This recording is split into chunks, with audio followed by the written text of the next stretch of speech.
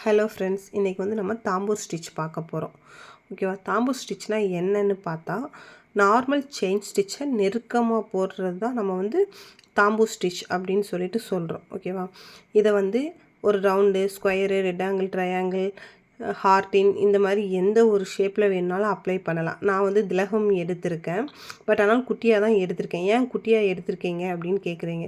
குட்டியானா video பெருசாக எடுத்தால் video வந்து லென்த்தாக போகுது அப்படின்னால தான் குட்டியாக எடுத்து அதை நான் உங்களுக்கு ஃபில் பண்ணி காட்டுறேன். ரெண்டாக பிரித்தே உங்களுக்கு நான் ஃபில் பண்ணி காட்டுறேன் பாருங்கள்.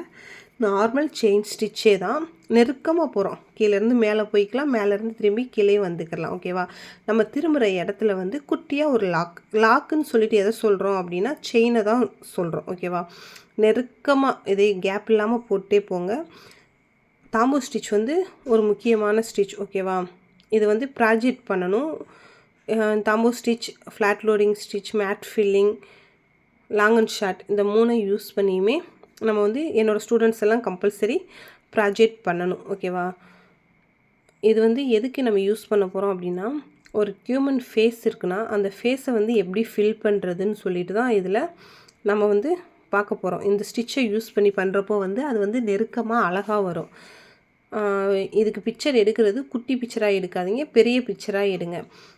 இது எப்படி எந்த மாதிரி பிக்சரில் அப்ளை பண்ணால் நல்லாயிருக்கும்னு சொல்லிவிட்டு நான் உங்களுக்கு ஒரு இமேஜ் இது கூட நான் ஆட் பண்ணுறேன். ஓகேவா? அதை வந்து நீங்கள் பார்த்துக்கோங்க. பட் அதுவே தான் எடுக்கணும்னு சொல்லிட்டு இல்லை, நீங்கள் வேறு மாதிரியும் ட்ரை பண்ணலாம். இந்த தாம்பூர் ஸ்டிச்சை வச்சு ஒரு டிசைன் பண்ணுறோம் அப்படின்னா அது எப்படி இருக்கும் அப்படின்னு. ஏன் அப்படி ஒரு ஃபோட்டோ கூட ஆட் பண்ணுறேன்னு சொல்கிறேன்னா, எனக்கு நீங்கள் ஸ்டிச்சஸ் போட்டுடுறீங்க, பட் ஆனால் அது எனக்கு எப்படின்னு சொல்லிட்டு தெரியலைங்க, எதில் அப்ளை பண்ணுறதுன்னு சொல்லி தெரியலைன்னு சொல்லிட்டு கேட்டிருக்காங்க.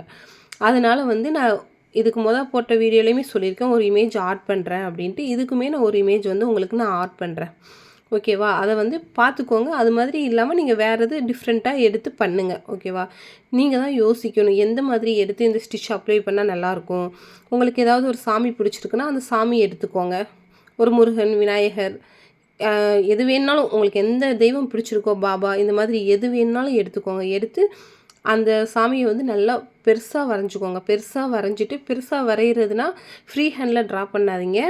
பிரிண்ட் எடுத்து கூட நீங்கள் அதில் யூஸ் பண்ணிக்கலாம். இல்லைனா பிரிண்டர் ஷாப்பில் போயிட்டு ஜூம் பண்ணி எடுத்துக்கோங்க. ஏன்னா என்னால் பிரிண்ட் எடுக்கலாம், வெளியே போக முடியாதுங்க அப்படின்றவங்க நம்ம மொபைல்லேயே ஜூம் பண்ணிவிட்டு அழகாக வச்சு ட்ரேஸ் பண்ணோம் அப்படின்னாலே அது எப்படின்னு சொல்லிட்டு தெரிஞ்சிடும். அது எப்படி ட்ரேஸ் பண்ணுறது அப்படின்னு சொல்கிறதையும் உங்களுக்கு ஒரு வீடியோவாக போட்டிருக்கேன், இதுக்கு முன்னாடி இருக்கும், நீங்கள் போய் பாருங்கள்.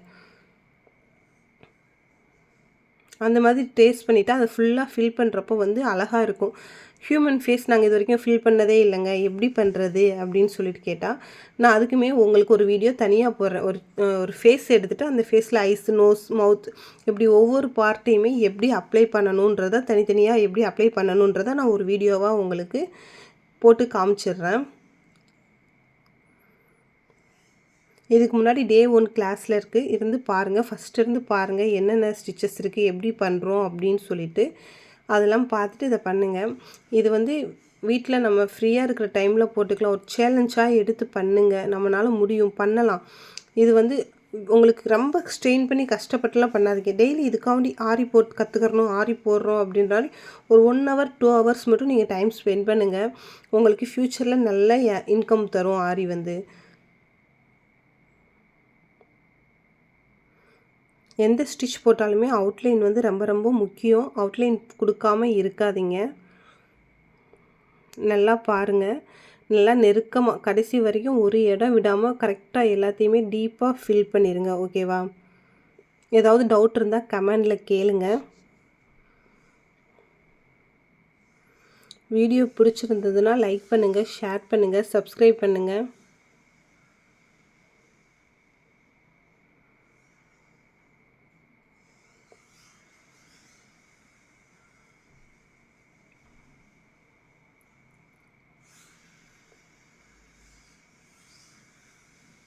ஏதாவது டவுட் இருந்தால் கமெண்டில் கேளுங்க ஃப்ரெண்ட்ஸ். மறுபடியும் சொல்கிறேன், நீங்கள் டவுட் கேட்டால் நான் எக்ஸ்பிளைன் பண்ணுறதுக்கு ரெடியாக இருக்கேன்.